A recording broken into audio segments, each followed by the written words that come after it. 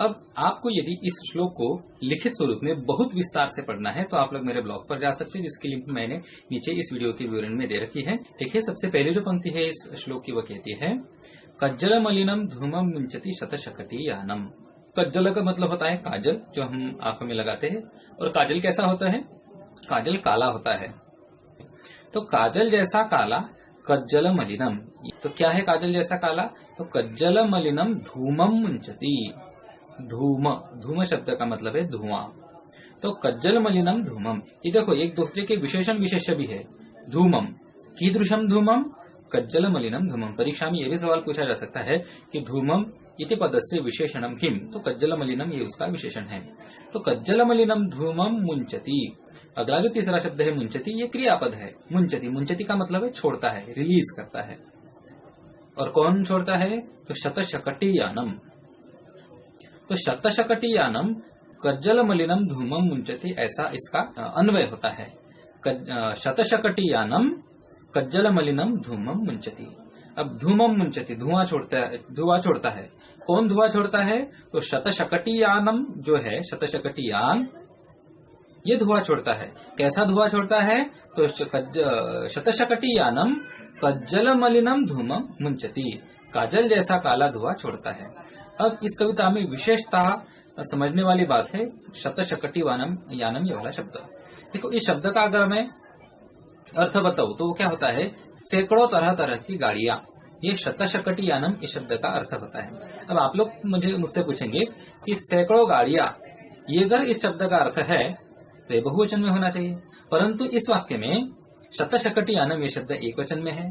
और इसके साथ साथ जो क्रियापद है मुंचति, ये भी एक वचन में। क्यों? क्योंकि उसको ती लगा है। ती हमेशा एक वचन में होता है। अब यहाँ पर परेशानी ये है कि शतशकटी यानम ये वाला शब्द एक वचन में है, परंतु इसका जो अर्थ बाहर निकल कर आ रहा है सैकड़ों गाड़ियां, ये तो बहुवचन में हो गया है। तो कैसे हुआ है, इस पर हम विचार करते हैं। देखिए, ये द्विगु समास है। अब आपको द्विगु समास समझे या ना समझे, बस इतना समझना है कि यहाँ पर शतशकटी यानम इसका मतलब है सैकड़ों गाड़ियां, और ये एक वचन में शब्द है। शतानाम शकटी यानानाम समाहारः, ऐसा भी इसका विच्छेद हो सकता है। तो शतशकटी यानम कज्जल मलिनम धूमम मुंचति, यानी इन महानगरों में, यहाँ पर बात तो महानगरों की चल रही है, क्योंकि हमने पहले श्लोक में देखा है कि महानगरों की बात चल रही है, शहरों की बात चल रही है। तो महानगरों में सैकड़ों गाड़ियां काजल जैसा काला धुआं छोड़ती है, ये साफ साफ पहली पंक्ति का अर्थ हो गया है। अब हम दूसरी पंक्ति की तरफ जा रहे हैं कि वाष्पयानमाला संधावती वितरंती ध्वानम। अब वाष्पयानमाला क्या है? बिल्कुल आसान सी बात है। वाष्प का मतलब है भाप, स्टीम, और वाष्पयान इसका मतलब है रेलगाड़ी। कैसे? पुराने जमाने में जो रेलगाड़ियां हैं ये कोयले पर चलती थी। अब कोयले पर कैसे? कोयला गर्म होता था, कोयले की उष्णता होती थी, और कोयले की उष्णता से पानी गर्म हुआ करता था, और गर्म पानी की जो भाप बाहर निकलती थी, उस भाप की शक्ति पर रेलगाड़ियां चलती थी। तो इसलिए उसको वाष्पयान कहते हैं। तो वाष्प यानी भाप, और यान यानी गाड़ी, व्हीकल। तो भाप पर चलने वाली गाड़ी यानी रेलगाड़ी। ठीक है। तो वाष्पयान माला, अब माला का मतलब है कतारें।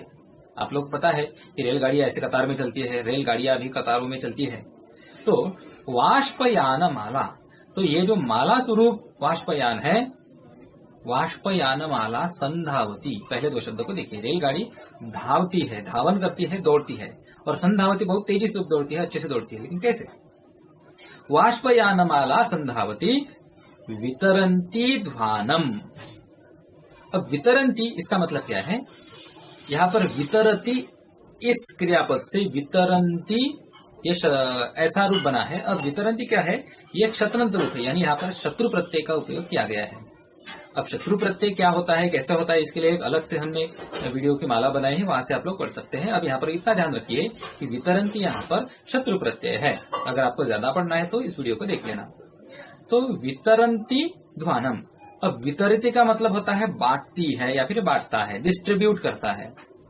और वितरंती ये जो यहाँ पर शब्द लिखा है हमारे पुस्तक में, इसका मतलब होता है बांटने वाली अथवा बांटते हुए।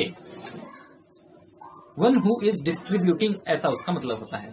तो वाष्पयानमाला संधावती वितरन्ति ध्वानम, वितरन्ति बांटते हुए, और अगला शब्द है ध्वानम। ध्वान का मतलब होता है कोलाहल, कोलाहल यानी शोर, नॉइस। तो वाष्पमाला संधावती यानी रेलगाड़ी जोर से तेजी से दौड़ती है, लेकिन कैसे दौड़ती है? वितरन्ति ध्वानम यानी जो शोर है उस शोर को बांटते हुए रेलगाड़ी दौड़ती है। अब इस श्लोक, इस पंक्ति के अंदर सब्जेक्ट कर्तृपद क्या है? कर्तृपद है वाष्पयानमाला, और ये जो वितरन्ति है ये उसका विशेषण है। लेकिन ये जो विशेषण है, विशेषण के साथ एक कर्म पद भी है, ध्वानम वितरन्ति वाष्पम यानमाला संधावती, यानी कोलाहल को हर तरफ बांटते हुए रेलगाड़ियां दौड़ती है, ऐसा इस दूसरी पंक्ति का मतलब है। यानी साफ साफ बात है कि शहरों में पहले तो सैकड़ों गाड़ियां धुआं छोड़ती है, और ये जो रेलगाड़ी है, ये रेलगाड़ी भी जोर से शोर मचाते हुए जाती है। और इसलिए कभी इस श्लोक की अंतिम पंक्ति में क्या कहते हैं? यानानाम पंक्तयो ह्यनन्ता कठिनम संसरणम। अब इस पंक्ति को जरा ध्यान से समझ लो। यानानाम पंक्तयो ह्यनन्ता, आप लोग पाठ्य पुस्तक में एक चित्र भी देख सकते हैं जहाँ पर कि बहुत सारी गाड़ियां चल रही है, और वहां से उस रोड पर चलने वाले जो व्यक्ति है उनको चलने में परेशानी हो रही है।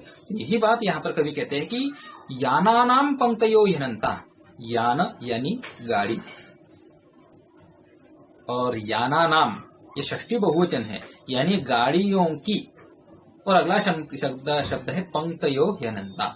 अब यहाँ पर संधि कार्य है, कैसा है?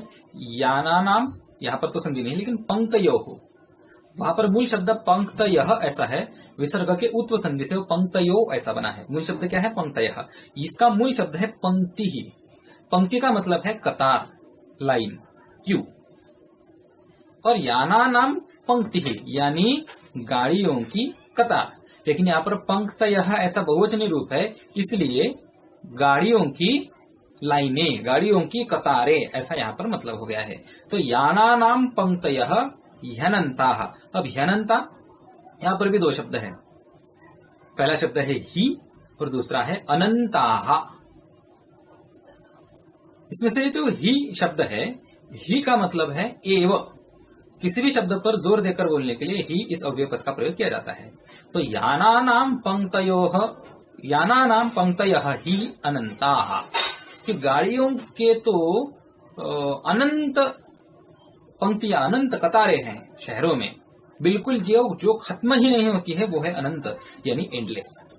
कितनी भी देर रुको, गाड़ियां आती ही रहेंगी, उनकी कतार कभी भी खत्म नहीं होगी। और इसका परिणाम क्या है?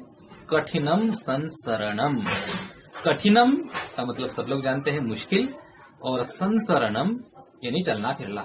तो शहरों में इतनी गाड़ियां हो गई है, इतनी उनकी कतारें हो गई है कि चलना फिरना तक बहुत मुश्किल हो चुका है, ऐसा कवि का कहना है। देखिए, पहले पंक्ति में हमारे कवि ने कहा कि पहले तो ये गाड़ियां काजल जैसा काला धुआं छोड़ती हुई जाती है। दूसरी बात कि रेलगाड़ियां दौड़ रही है, लेकिन वो जोर जोर से आवाज करते हुए, शोर मचाते हुए दौड़ रही है, और रास्ते पर जो गाड़ियां चल रही है उनकी कतारें इतनी हो गई है कि चलना फिरना तक मुश्किल हो चुका है। और इसीलिए हमारे कवि कहते हैं शुचि पर्यावरणम दुर्वहमत्र जीवितम जातम प्रकृतिरेव शरणम शुचि पर्यावरण।